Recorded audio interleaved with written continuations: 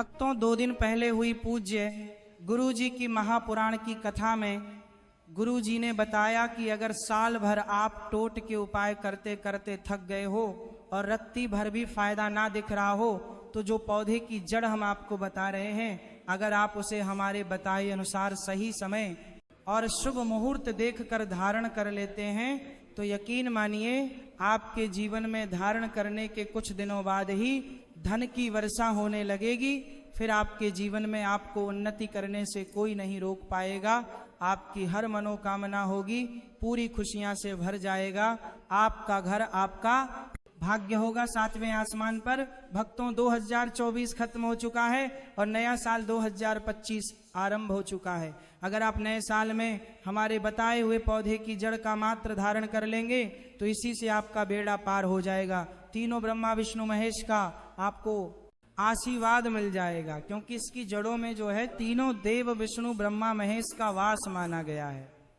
कुल मिलाकर इसमें पूरी सृष्टि समाई हुई मानी जाती है। भक्तों देखो, बात ऐसी है कि हमारा काम तो है सलाह देने का, हम तो केवल सलाह ही दे सकते हैं। इसको मानना ना मानना आपकी मर्जी, लेकिन एक बात जरूर कहेंगे कि अगर मान लोगे तो हमें जिंदगी भर याद करोगे। भक्तों, इस वीडियो में आपको बताने वाले हैं अपामार्ग का पौधा। इस पौधे की जड़ में माँ गंगा और इसकी पत्तियों में, जड़ों में, तनों में ब्रह्मा विष्णु महेश, इन तीनों देवों यानी कि पूरी सृष्टि का वास माना जाता है।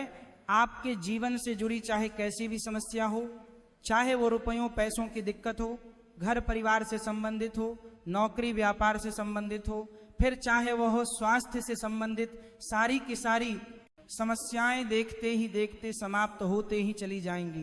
कैसे इसको धारण करना है, कहाँ से लाना है, कैसे इसको आसानी से प्राप्त करें, सही पौधे की पहचान कैसे करें। लेकिन सबसे पहले आप वीडियो को लाइक करके कमेंट में लिख दीजिए कि हे लक्ष्मी माता, आपका हमारे आंगन में स्वागत है। इससे स्वयं माता लक्ष्मी जी का आशीर्वाद आपको मिल जाएगा।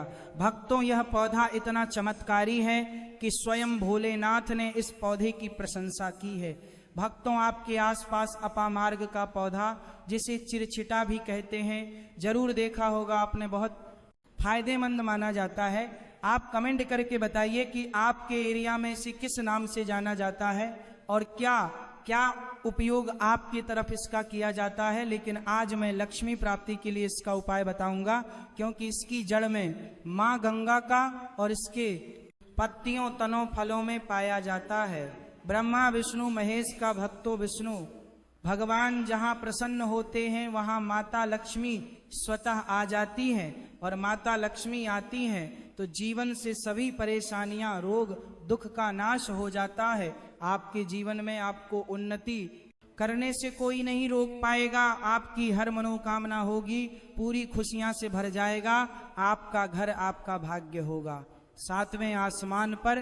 भक्तों, यह वीडियो बहुत खास है। अगर आप इस भंवर जाल से निकलना चाहते हैं, आप चाहते हैं कि आपके जीवन में सभी ग्रह आपका साथ देने लगे, तो आप इस वीडियो को अंत तक जरूर देखिए, क्योंकि हम आपको हर चीज बारीकी से बताएंगे। क्यों ये इतना कारगर पौधा है, वीडियो को अंत तक देखिएगा।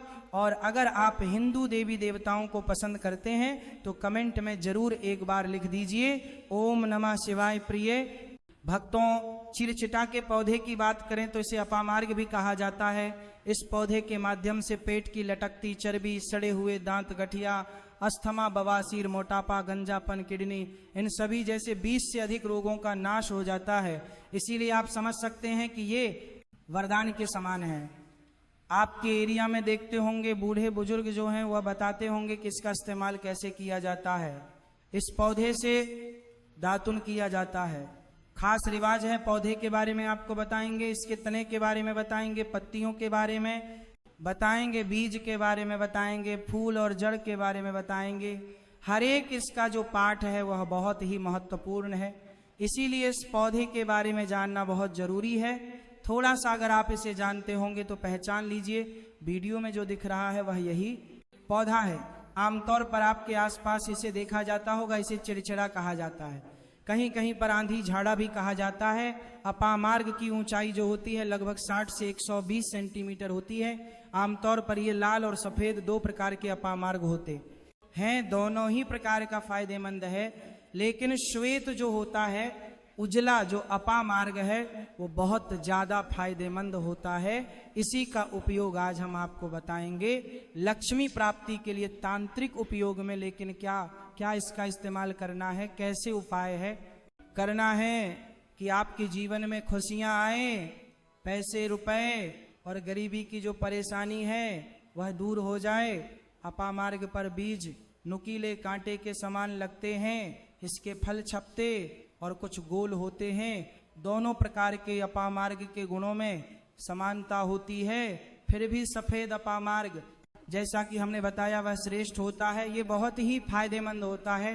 इस पर फूल लगते हैं, फल शीतकाल में लगते हैं और गर्मी में पक करके सूख जाते हैं।